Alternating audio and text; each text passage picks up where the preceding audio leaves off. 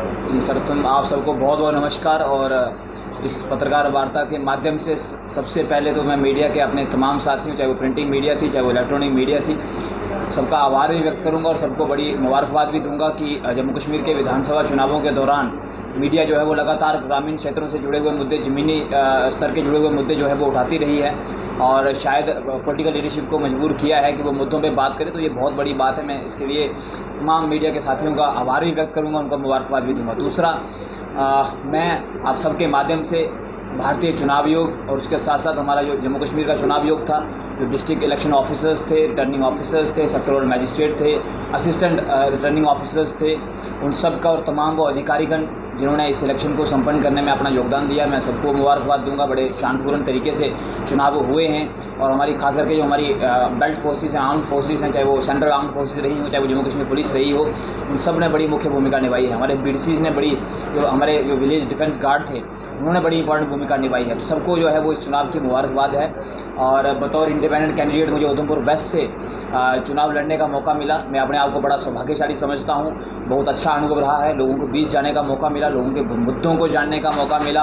और एक बहुत बड़ी कंस्टिट्यूंसी थी, उधमपुर की तो सबसे बड़ी कंस्टिट्यूंसी थी, जिसमें पूरा का पूरा जो है उधमपुर म्यूनसिपैलिटी, उधमपुर शहर, आसपास का एरिया, पंजारी मोंगरी से लेकर जिपथादी तक का सारी बेल्ट थी। तो काफ़ी अच्छा अनुभव रहा। तो मैं सबको जो है इसकी मुबारकबाद देता हूँ। उम्मीद है कि जो है वो जनता से बहुत सारा प्यार मिला है, पिछले कुछ समय में बहुत सपोर्ट मिली है, पब्लिक ने जो बहुत सारे इश्यूज़ को रेज़ किया है। और मैं आपके सबके माध्यम से यही कहना चाहूँगा कि अब जो है, क्योंकि चुनाव हो चुके हैं तीनों चरण के, और जो है वो हमारी जो इलेक्ट्रॉनिक मशीन्स थी जो वोटिंग के लिए यूज़ हुई, वहाँ पे जो है वो पैक हो चुका है कि पब्लिक का आदेश क्या है, पब्लिक का फैसला क्या है, वो तो 8 तारीख को सामने आएगा। बट आप सबके माध्यम से मैं अपने साथियों को, अपने मतदाता जो हैं, उनको ये ज़रूर कहना चाहूँगा, पहले तो सब मतदाताओं को मुबारक है कि उन्होंने जमहूरियत को मजबूत करने के लिए अपने मताधिकार का प्रयोग किया। बट आप सबके माध्यम से मैं ये ज़रूर कहना चाहूँगा कि जो मुझे मौका मिला है इस चुनाव में उतरने का, मैं ये आश्वस्त करूँगा अपने लोगों को कि चुनाव का परिणाम, उसकी हमें पूरी उम्मीद है कि 8 तारीख को हमें जनमत मिलेगा और पब्लिक जो है आदेश देगी, अपनी सेवा का मौका देगी। पर चुनाव का परिणाम कुछ भी हो, उससे इतना फ़र्क नहीं पड़ेगा। जो है हमारे पब्लिक के प्रति जो कमिटमेंट्स हैं, हमारी जो निष्ठा है, जो हमारी काम के प्रति लगन है, तो जनता के द्वारा उठाए गए वो तमाम मुद्दे जिनसे हमारी बात हुई है, जिन पे हमने बात की है, उन पे हम लगातार काम करेंगे। चाहे वो फिर ग्रामीण क्षेत्रों के मुद्दे हों, चाहे वो शहरी क्षेत्रों के मुद्दे हों।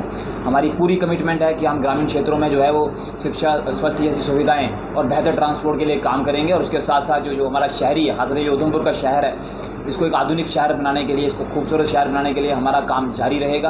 उम्मीद है कि लोगों ने जो है वो जो है सपोर्ट किया होगा, साथ दिया होगा, तो इसके लिए हम लगातार काम करेंगे। बाकी जो है वो काफ़ी सारी नई चीज़ें सीखने को मिली हैं, कुछ सजेशंस भी हैं, खास करके चुनाव आयोग के लिए, भारतीय चुनाव आयोग के लिए, क्योंकि पिछले दिनों जैसा कि हम सब ने देखा कि काफ़ी सारी कमेटीज़ का गठन हुआ था। वन नेशन वन इलेक्शन पे भी जो है वो चर्चा की है, जिसने बहुत सारी इलेक्शन से जुड़े हुए मुद्दे ऐसे हैं जिन पे चर्चा हो रही है। बट एक सलाह मेरी तरफ से भी है, और वो ये है कि अगर हम देखें, स्वीप की काफ़ी सारी एक्टिविटीज़ रही जिसमें कि वोटर्स को अवेयर करने की कोशिश की गई, लेकिन हकीकत यह है कि तमाम कोशिशों के बाद भी वोट परसेंटेज में सुधार तो हुआ है। लेकिन एक मजबूत जमहूरियत वाले लोकतंत्र के लिए हम चाहते हैं कि भारत का लोकतंत्र और मजबूत हो, ज़मीनी लोकतंत्र और मजबूत हो। तो उसके लिए मेरी चुनाव आयोग को यही सलाह है कि पहले तो प्रयास किया जाना चाहिए, जब भी चुनाव हो तो ये सुनिश्चित करने का प्रयास करना बड़ा ज़रूरी है कि कम से कम वो तमाम वोटर्स, खास करके हमारे जो लेबरर्स हैं, अगर आप इस वोटिंग को देखेंगे तो आप देखेंगे पहाड़ी क्षेत्रों की ज़्यादातर जो लेबर क्लास थी वो अपने घरों तक नहीं पहुंच पाई। उनकी कुछ मजबूरियां भी रही होंगी, लेकिन ट्रांसपोर्ट भी एक बहुत बड़ा बैरियर रहा। और लगातार जिस दिन चुनाव हो रहे थे उस दिन लगातार हमें भी फ़ोन कॉल्स आती रही, चुनाव के पहले दिन भी फ़ोन कॉल्स आती रही कि नहीं, हम आना चाहते हैं लेकिन बस अड्डा खाली है। हालांकि हमारे जो जितने भी साथी थे, जो हमारे सरकारी अधिकारीगण थे, उनके माध्यम से हमने भी कोशिश की और उन्होंने भी कोशिश की जो है बैकअप देने की, और काफ़ी लोग पहुँचे भी। लेकिन अगर हम देखेंगे तो सवारियाँ इतनी ज़्यादा थी, रिक्वायरमेंट, डिमांड इतनी ज़्यादा थी कि जो अवेलेबिलिटी थी वो बहुत कम हो गई थी। तो चुनाव आयोग को मेरा एक तो ये सलाह रहेगी कि ये इंश्योर करना बहुत ज़रूरी है कि कम से कम जो लेबरर क्लास है, जो कहीं लेह लद्दाख में है, कोई पुंछ राजौरी में है, कोई आउट ऑफ स्टेट जो पल्लेदारी का काम करने के लिए लोग गए हुए हैं, तो इन लोगों को कैसे एकोमोडेट किया जाए, इन लोगों को कैसे इलेक्शन प्रोसेस का हिस्सा बनाया जाए, ताकि ये जमहूरियत को लोकतंत्र करने, जमहूरियत को मजबूत करने के लिए जो है वो अपना कंट्रीब्यूशन दे सके, अपने मताधिकार का प्रयोग कर सकें। वो बहुत इंपॉर्टेंट है।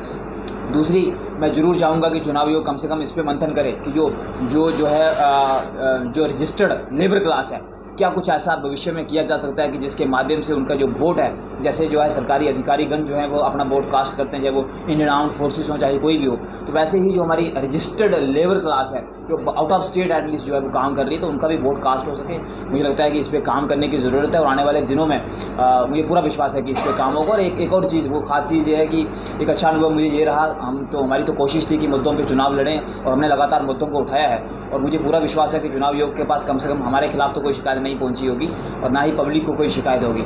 लेकिन मुझे व्यक्तिगत अनुभव रहा, काफ़ी सारे मेरे साथियों को, कार्यकर्ताओं को भी बहुत सारे थ्रेट्स दिए गए, बहुत सारे जो है वो चीज़ें जो इस चुनाव में हुई हैं जो मैं पब्लिकली नहीं कहना चाहूँगा, बट ये ज़रूर कहूँगा कि चुनाव का परिणाम जो भी हो, परिवर्तन का दौर शुरू हो चुका है। और मैं आप सब के माध्यम से उन तमाम साथियों को जिनको लगता है कि वो ये कर लेंगे वो कर लेंगे, उनको बताना चाहता हूँ परिवर्तन का दौर शुरू हो चुका है। कोशिश कीजिए कि मुद्दों की राजनीति पे आ जाइए, नहीं तो पब्लिक जो है वो परिवर्तन जरूर करेगी। जी, देश की सबसे बड़ी पार्टी अपना बीजेपी जिनका सामना आपसे हो रहा है और कांग्रेस के उम्मीदवार अपने आप को कहाँ देखते हैं?